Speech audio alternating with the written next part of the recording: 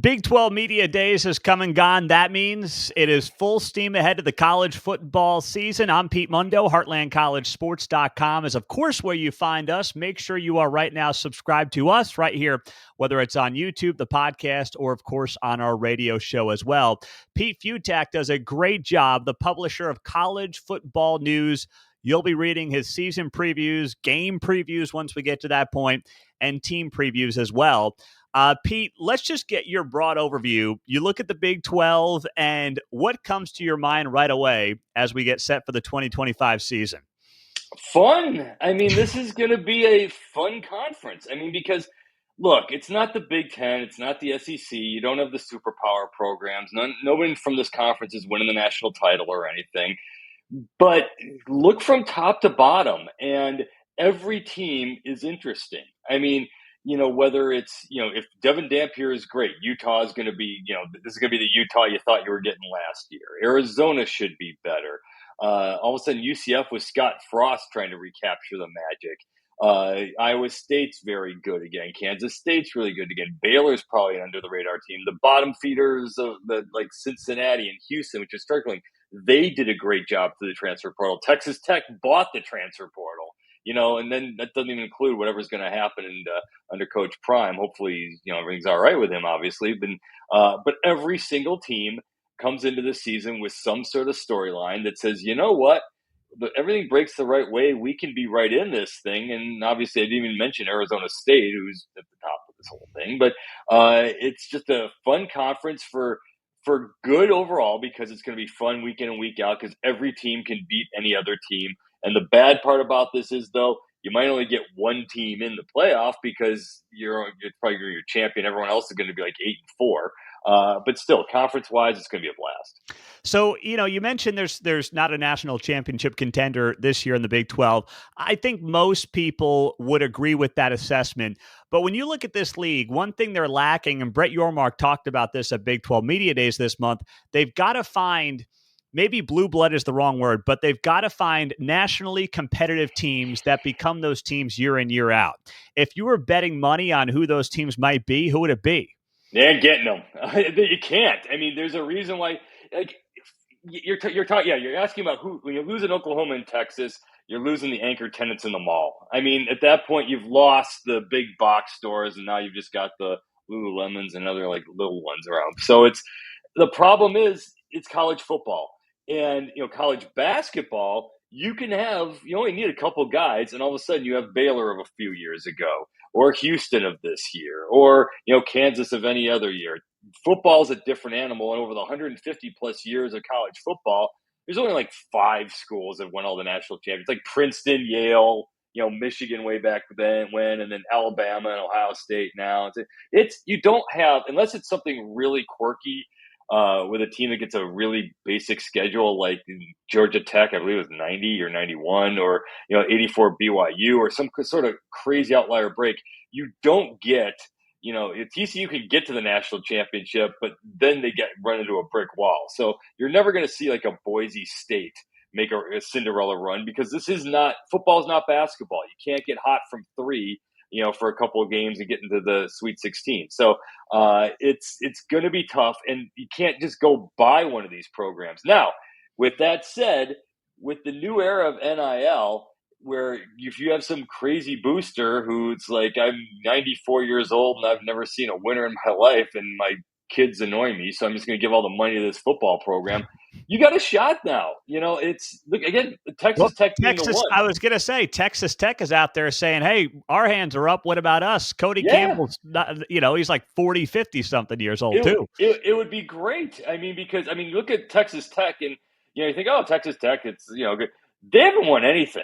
I mean, I think, what is it, the last conference championship where they, outright conference championship was like 1948 in the Borderland Conference or something. I mean, like, they didn't even get to a conference championship under Mike Leach, so, all the, the fun things about Texas Tech over the years, they haven't won anything. They've won 10 games once, I think it is, or something in the last ever. I mean, so, yeah, if you can get all the guys, if you can pay for the good guys in the transfer portal to come be a part of your fun, let's go. And I don't think it's going to happen yet, But if there's, first of all, Utah's kind of close because they have the lines where Utah's the type of program where, however, this is going to transition from Kyle Whittingham next year. It's in terms of the style. If you can keep the line play like it is, they can do damage in a college football playoff because they can hold up front. Colorado, and I say this because Coach Prime's probably Deion Sanders is one of my favorite athletes of all time. If he was anybody else, if he was, John Harris or something, Coach Harris or something, you go from 1 win to 4 to 9, you'd say the progression there, you got something strong going on here.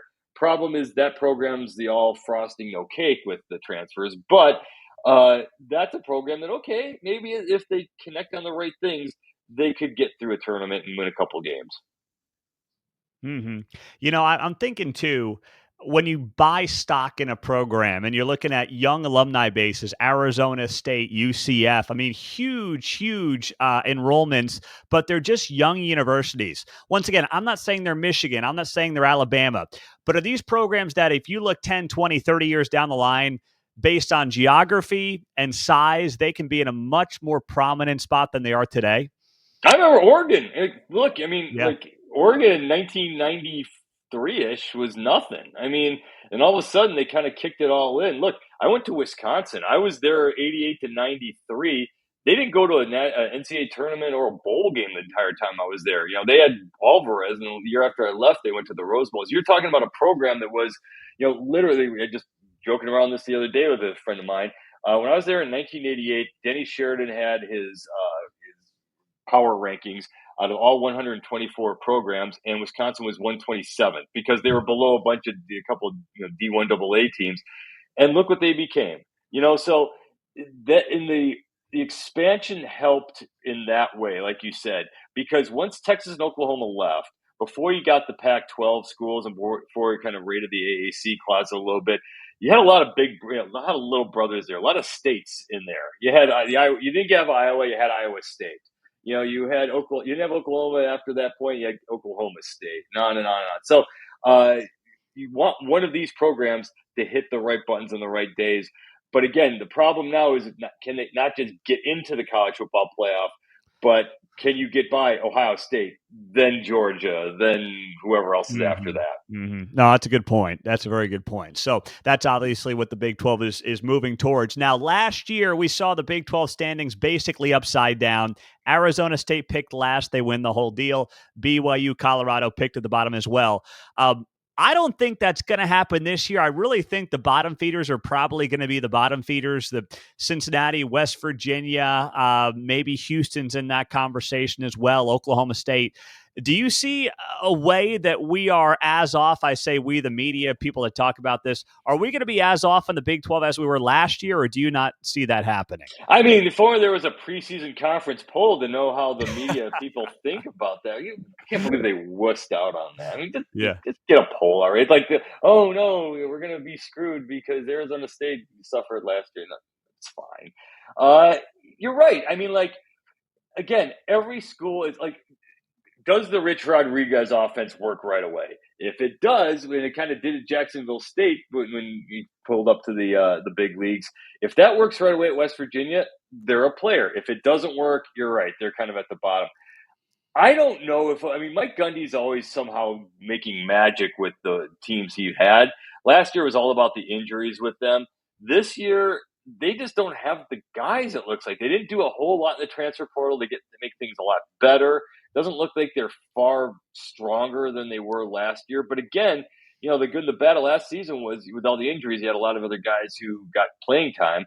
But yeah, those seem to be two teams. But again, it wouldn't be shocking if all of a sudden, West Virginia rose up in that offense, maybe 600 rushing yards a game or something, because we've seen it before when it comes to Rich Rodriguez. So, like I said, there is nothing that would be completely shocking about this conference this year, other than maybe like Utah doing that again and struggling like they did. Yeah, no, that's a good point. Now, Matt Campbell got himself to a Big 12 championship last year. He said at Big 12 Media Days this month that a bunch of his guys, his top 20 guys, probably could have made more money going somewhere else.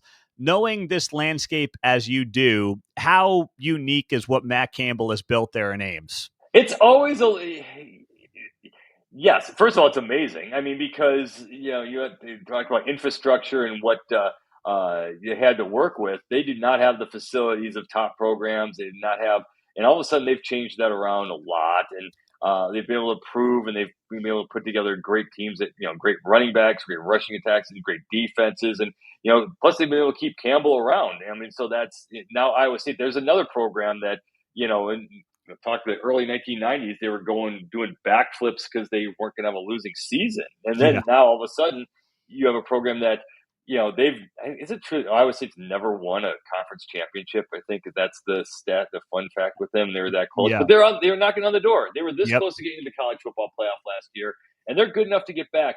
The NIL stuff, it's a little hit or miss. Yes, there's a lot of promises being made out there, but there's also not as much money as everyone thinks. It's not like for football, you need to get 10 or 15 guys to make a real, unless you're the big blue bloods who are keeping the players they got with NIL money and you're just picking and choosing the positions you have.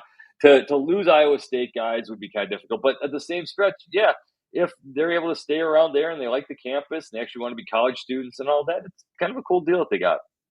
What about the fact that it seems like there are a lot of Big 12 coaches that kind of have to rely on that model? Chris Kleiman at Kansas State comes to mind as well as a guy who's just kind of doing it the old school way, 3-star guys, maybe a 4-star here and there, develop and try to retain them. Do you think that's a way for some of these programs that don't have the big NIL and aren't the true blue blood? Is that the only way to try to build a basically competitive program year in, year out in this current climate? And to find the guys who can buy in, because there is a case to be made. Like, it used to be, you just got all the JUCO guys, and that used to be what Kansas State would do. Is they would get the hottest junior college guys, and they would come into Kansas State and fit the system, and that's that was their version of the transfer portal back in the day.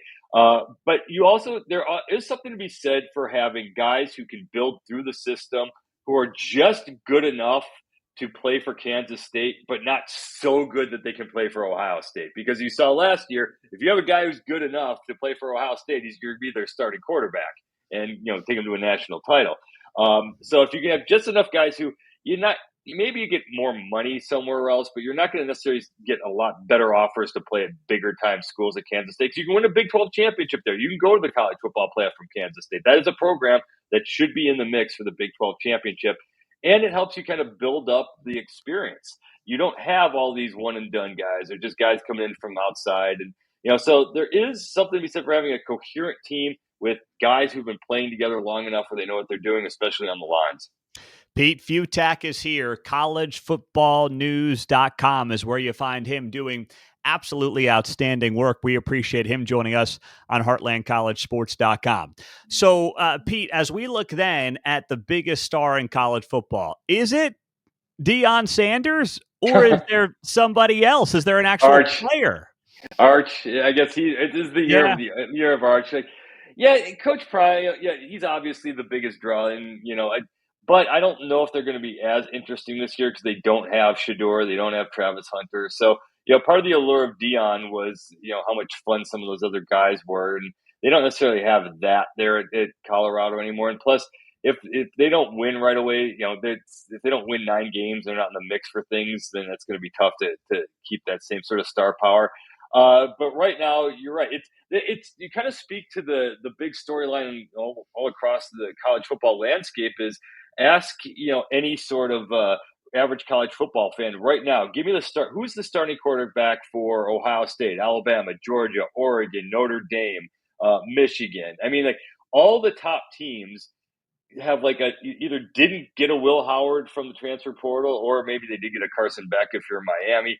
But they're going with either homegrown guys or guys who they brought in but have never really played before. So you have a lot of top teams with untested quarterbacks. That's why this is going to be the year of Arch Manning, because everyone knows who he is, and Texas is going to be everyone's number 1 or number 2 to start the year, and all eyes are going to be on every throw he makes, especially considering they start the year against Ohio State. Yeah, that's a good point. Now, we're into this era in the Big 12 where finally we don't have teams leaving. We don't have 4 new teams coming in. This 16-team mold that they currently have right now in an era where none of the conferences geographically make any sense. What's your read on how the Big 12 is set up right now? It's good. I mean, it seems kind of strong because they've got all these programs that sort of fit where they're at. Like the fact that it's absolutely insane that the Big Ten, didn't go grab like Arizona and Arizona State, because according to their models, at least Arizona State is get the schools in the monster media markets, and having the Phoenix area would have been a huge coup for them. It would have been SEC should have gone to grab Colorado just to have a natural rival with Missouri. I've always said the Big Ten should have gone after Kansas. I know basketball doesn't really equate in this thing, but Kansas would have been a natural, easy rival for Nebraska, Minnesota, and that whole area. It would have just been a good fit for the Midwest, at least making that just a killer basketball school conference. And now they're pretty settled in. So I am still shocked also that the Big 12 didn't snatch up UNLV and San Diego State. Just to be able to say, everything's revolving around Las Vegas right now. Everyone's having Big Ten's having their media days there. It's become the mecca for all big sporting events. And you want to have that hub, even if the program isn't quite, the super powerhouse. I believe it is tier 1 in terms of academic research. But I'm shocked that they didn't go after that. And I'm shocked they didn't go after San Diego State, if only to say, hey, look, we have a foothold in the Southern California market, and no one else does other than the Big Ten with USC and UCLA. So those have been two easy gets for them. It would have made sense. And they still might do it if they can get away from the Pac-12 now. Don't start going down the road to conference realignment, though, Pete. It's we're finally getting out of that world, but you're right. It just never ends. I mean, at some point, it's going to pick up again. Do you think that's when the next TV contracts come up the next few years, or when do you think that all gets back up into the forefront? The status quo is pretty good. I am also shocked at the Big 12. I mean, because so many of these programs don't quite fit the SEC or the Big Ten wants the University of State. They want the big monster. They want University of Maryland, of Nebraska, that's why I'm so shocked they didn't get Arizona or Colorado. They want to own the state.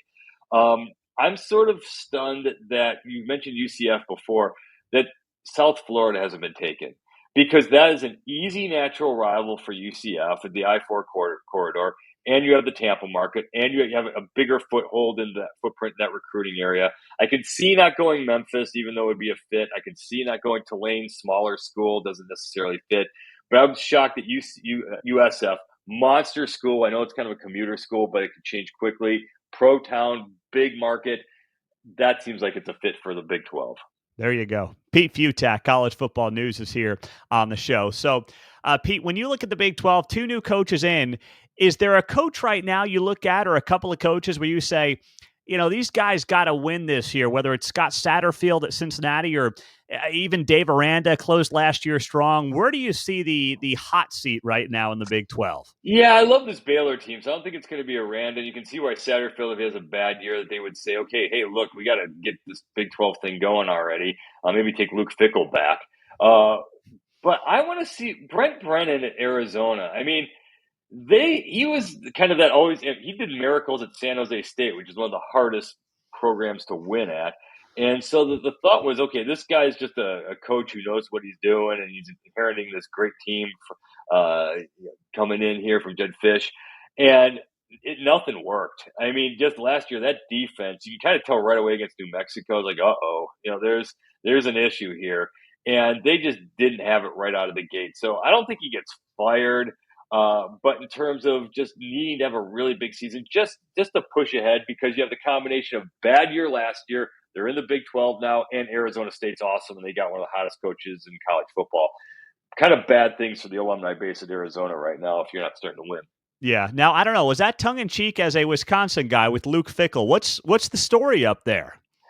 Look, I get it. I get that if you have a program, Wisconsin was always the winningest program in the college football playoff era to not go to the playoff.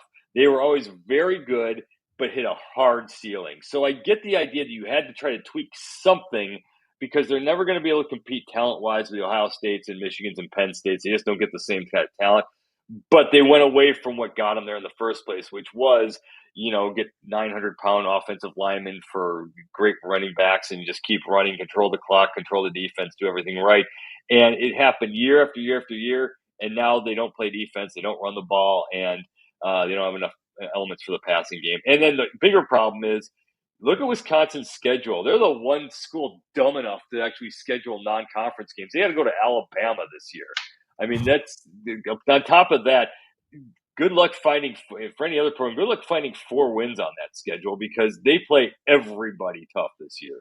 That's great. Last thing, Pete, on the Big 12 then, do we have to wait for your Big 12 official prediction? Do you want to throw one out there right now for college football news, or do you want to have us wait for something on the website?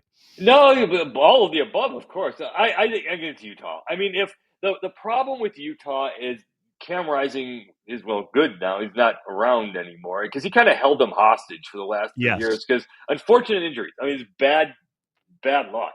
But every year, start of the season, well, Rising's supposed to be healthy now. So once he's back, he's an NFL talent. He's got all the, and just had horrible luck. He just could not get or stay healthy.